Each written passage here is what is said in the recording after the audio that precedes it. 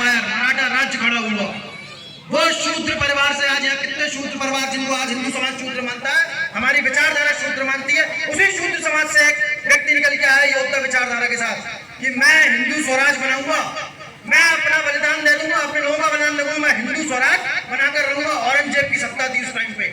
औरंगजेब पूरे देश में हाहाकार मचा रहा था, गांव के गांव सिर काट दे रहा था, हमारे युवाओं को उठा रहा था, हमारे हिंदू परिवारों को उठा रहा था।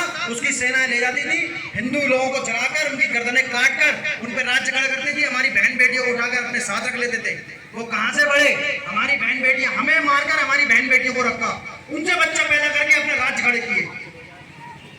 तब हिंदू स्वराज बनाने के लिए छत्रपति शिवाजी महाराज ने प्रण लिया कि हिंदू स्वराज ही होगा, हिंदू स्वराज हम बनाएंगे। तब लोगों को जोड़ा, जैसे आज मैं आपको जोड़ रहा हूं वैसे और हिंदू भाइयों को जोड़ा, विचारधारों को जोड़ा। उसके बाद मराठा एम्पायर का स्टार्टिंग हुई। मुगलों के खिलाफ छत्रपति शिवाजी महाराज लड़ते गए, लड़ते गए, लड़ते गए। युद्ध लगातार लड़ रहे थे, मगर 8 लाख की सेना, उनकी 9 लाख की सेना, उससे कैसे भिड़ा जाए? हिंदू तो बहुत जल्दी भाग जाता है। हिंदुओं की विचारधारा है कि हमारा बेटा न लड़े, दूसरे का बेटा लड़ ले। हिंदू रहे, हम बदमाश रहे, मगर लड़े बेटा दूसरे का हो। भगत सिंह हमारे घर में पैदा हो, दूसरे घर में पैदा हो। देश आजाद होना चाहिए, सब काम होना चाहिए, मगर हम नहीं करेंगे, उनका बेटा करेगा। सीधे दो में चलाना भी सीखा है, जिसने हाथ जोड़ना भी सीखा होगा। हाथ में, किसी के हाथ में तलवार है, किसी के हाथ में गदा है, किसी के हाथ में त्रिशूल है, तो वो सिर्फ दिखाने का प्रतीक नहीं है। वो हमें सिखाते हैं कि आत्मरक्षा के लिए आपको स्वयं आगे बढ़ना पड़ेगा, भगवान रक्षा नहीं करेंगे आपकी आगे। तब उन्होंने छत्रपति शिवाजी महाराज ने देखा कि भगवान स्वयं रक्षा नहीं करेंगे, भगवान हमें बल देंगे। देवी माँ ने उन्हें आशीर्वाद दिया कि हिंदू स्वराज के लिए तुम आगे बढ़ो। उनको तलवार दी और उस तलवारों से कितने मुगलों के सर कटे, आपको भी अंदाजा नहीं और मुझे भी अंदाजा नहीं, क्योंकि हमने सिर्फ सुना है। तब हिंदू स्वराज की स्थापना हुई।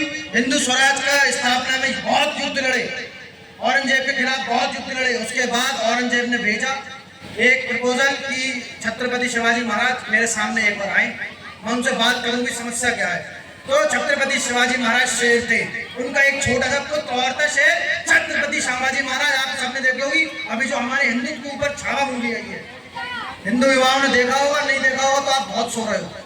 आपके फोन में सबके, आप फोन चला रहे हो उसके बाद भी, और आपको नहीं पता कि छावा मूवी अभी रिलीज हुई है और आपने फिल्म ही नहीं देखी, तो आप फोनों में देखते क्या हो भाई? फिर आपको हमारे हिंदू विचारधारा के ऊपर जो सरकार मूवियां बनवा रही है, अगर वो नहीं देख रहे हो तो आप क्या देख रहे हो?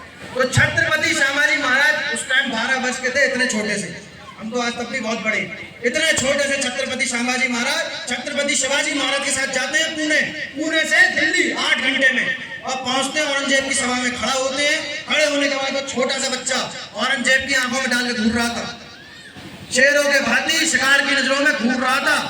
औरंगजेब बोला ये बच्चा बहुत तेज निकलेगा आगे जाके, क्यों? क्योंकि वो औरंगजेब बोला किसी की हिम्मत नहीं है जो औरंगजेब की आंखों में आंखें डाल के घूर ले, क्योंकि उस टाइम पे औरंगजेब का खौफ और इतना खतरनाक लोगों के अंदर फैला हुआ था डर कि अगर औरंगजेब से आंखें मिलाई तो सर कलम करवा देगा। वो छोटा सा बच्चा आंखों में आंखें डाल के देख रहा था। तो दोनों बाप बेटों को ले आके कारागार में डाल दिया। बुलाया था सिंधी करने के लिए, बात करने के लिए, मेहमान नवाजी करवाने के लिए, मगर उन्हें ले जाके डाल दिया कारागार में। तो छत्रपति शिवाजी महाराज छोटे से थे, 12 साल